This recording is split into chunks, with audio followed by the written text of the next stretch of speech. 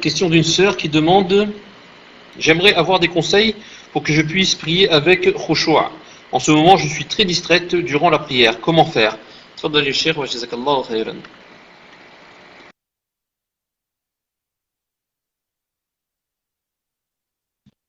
Naam, une seconde, Inch'Allah Ta'ala. Une seconde, je vais vous donner, Inch'Allah Ta'ala, la réponse.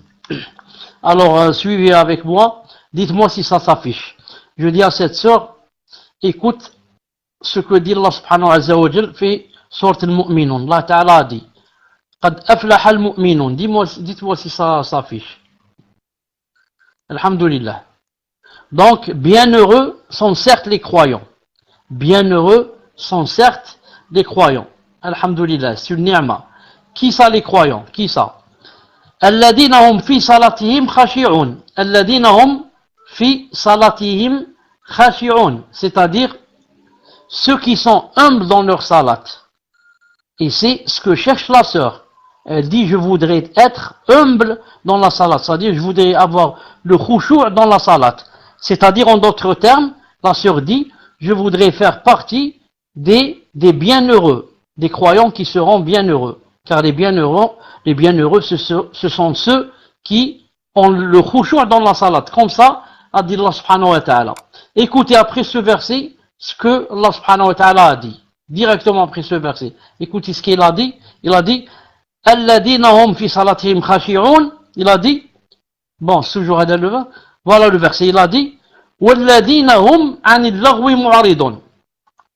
Il a dit, je remets le verset. Walladhina hum anil laghwi mu'aridun. Après quoi? Après qu'il ait dit, sont bienheureux les croyants, ceux qui sont le khushu' dans la salat. Il a dit: Walladhina hum anil laghwi mu'aridun.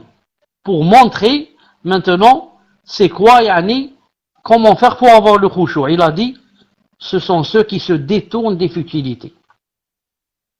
Ce verset a été cité donc comme ça. Le premier verset, le voilà. Bienheureux sont certes les croyants. Bienheureux sont certes les croyants. Deuxième. Ceux qui sont humbles dans leur salat, ceux qui ont le khushu' dans leur salat. Et troisième, ceux qui se détournent des futilités. De ça, les savants ont pris que aucune personne ne peut ressentir le khushu' dans la salat si elle ne se détourne pas des futilités. Je dis, et je me dis aussi à moi-même, toute personne qui passe la plupart de son temps à rire et à plaisanter, et chantonner, et dire n'importe quoi, et dire des bêtises, et la riba, et la namima, et je ne sais quoi, ensuite elle rentre dans la salat, jamais elle ne sentira le khushu'. Si quelqu'un veut sentir le khushu' dans la salat, alors qu'il fasse l'expérience. Il reste par exemple une semaine, seulement, accroché au Coran et aux livres et aux cours. Et tu vas voir, quand tu vas rentrer dans ta salat, qu'est-ce que tu vas sentir, bi'idhnillah subhanahu wa ta'ala. Chauffe, pour que vous compreniez un peu mieux. Si quelqu'un, il passe par exemple, je me lève par exemple, je fais salat al-fajr, ensuite je dors pas du fajr par exemple, jusqu'à salat al-dhuhr. C'est 5 heures ou 6 heures en train de lire les livres de Ibn Taymiyyah, Ibn al-Qayyim, Cheikh Ibn Uthaymin, Cheikh al-Fawzan. J'entends des cours, je lis le Coran. Ensuite c'est venu salat al-dhuhr. Je rentre dans salat al-dhuhr avec un grand khushu'. Pourquoi? J'étais vraiment loin des futilités. Maintenant prenons le contraire. Je passe, mon temps du salat al-fajr jusqu'au dhuhr, en train de voir la télé. Il y a la musique, il y a le football du matin au soir, l'autre a marqué, l'autre a raté le pénalty, l'autre ceci, l'autre cela. Ensuite c'est salat al-dhuhr. Quand je vais dire Allahu Akbar, est-ce que je vais avoir du khushu'? Rien. C'est quoi? C'est ce qu'il y avait à la télé qui va venir entre mes yeux et dans mon cœur. Rien comme khushu'. Je ne sais même pas ce que je suis en train de faire quand je prie. Au point où, quand il y avait l'an passé, ou il y a 2 ans, je ne me rappelle plus, l'Algérie a joué la Coupe du Monde de football, et l'Algérie a participé.